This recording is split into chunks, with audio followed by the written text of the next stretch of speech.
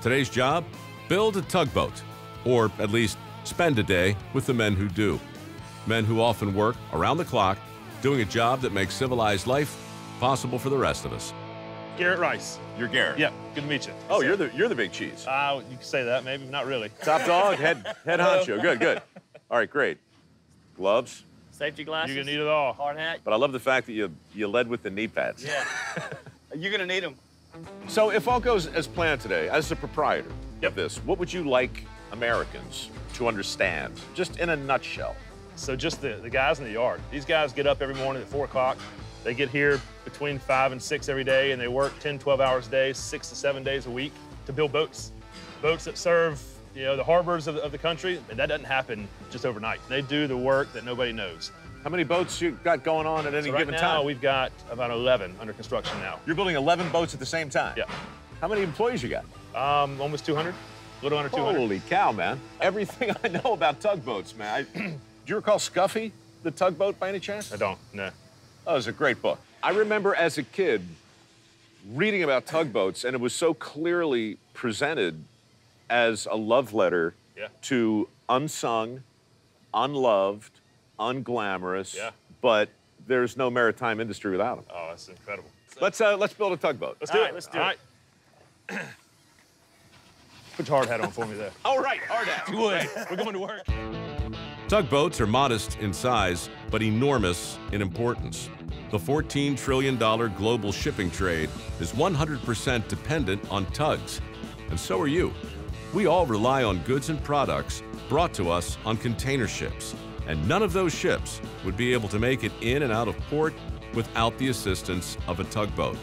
This was true 55 years ago when I first read about the illustrated adventures of Scuffy the tugboat, and it's still true today. You know, it looks like work, Garrett. It is. Grew up in the summers. Every summer, Dad wake me up at 5 o'clock and let's go to work. And I'm out here in tanks, cleaning up tanks and picking up steel and, kind of learning the trade as I grew up. Holy cow. So this is close to the finished product. It's got to be painted out. We're still working the inside, but the hull is built. Each has 3 engines inside. So each engine is right at 2,500 horsepower. Obviously, you can't build a tugboat in one day. It takes about 18 months from start to finish. Like I said, our goal today is just to get a sense of the work and the men who do this for a living. It's just so damn big, guys. I mean, it's really impressive. And the thing is in the shipyard world, we're small. Yeah. We're a small little mom and pop yard, and that's what's neat about what we do. We're a family company. Like I said, my dad hired an engineer and hired a production guy in 1980. Well, they've been with him, and they all are retiring this year. And all 3 of their sons, myself and his 2 partners, their sons are doing the same jobs that their dads did.